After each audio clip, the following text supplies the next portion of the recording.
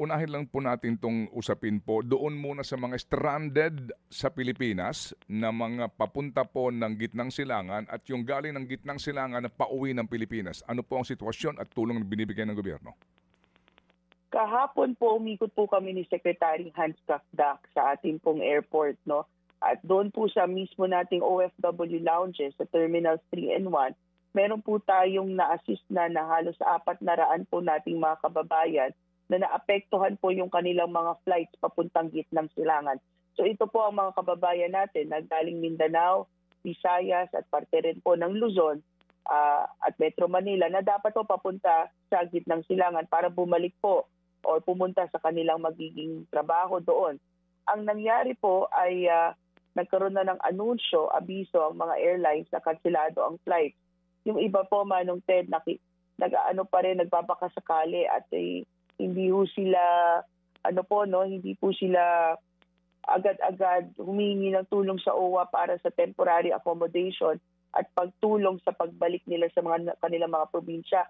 In other words, Manong Ted, yung iba ayaw pang umalis sa ating lounges at nag-aantay ng anunsyo. Yung iba naman po, dahil nagbigay na ng definite announcement yung mga airlines, nagpa-assist na po sa OWA. So nag-provide po tayo ng temporary hotel accommodations at sinet na rin po or binook na natin yung kanilang mga tickets pabalik sa kanilang mga probinsya. Meron din, Manong Ted, yung sabi niyo po, nagaling Gitnang Silangan na dapat to papuntang Pilipinas. Yung atin naman pong mga personnel on the ground sa Saudi Arabia, na-assist na rin po yung ating mga kababayan. We provided also temporary accommodation sa kanila. At the same rin po dun sa iba po pong airports sa Middle East. Okay. Ma'am, that's at the expense of the Philippine government.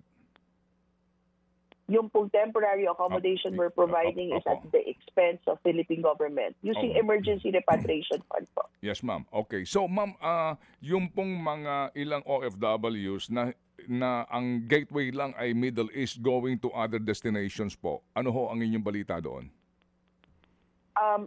Sa ngayon po ay kanselado pa rin ang kanilang mga flights. Meron pong iba na kausap po ang kanilang mga employer or mismong airline po na bibigyan sila ng arrangement na rerouting po at iba po ang binabalitaan kami from Manila to China and then China to Europe. Mga ganito pong iba't ibang mga ruta. So nagkakaroon na rin po ng adjustment yung mga airlines, Manong Ted, at iniiwasan muna itong mga airports sa Middle East. Mga kapatid, brothers and sisters, saan ka pa? Dito na tayo sa totoo.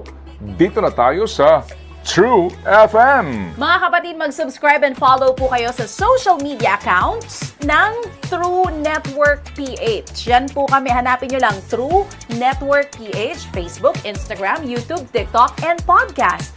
Mapa-Apple or Spotify man yan, mahahanap nyo kami. Lahat ng mga napapanood at napapakinggan nyo po sa programa, nasa social media accounts namin yan. So, paano mga kapatid? See you sa social media!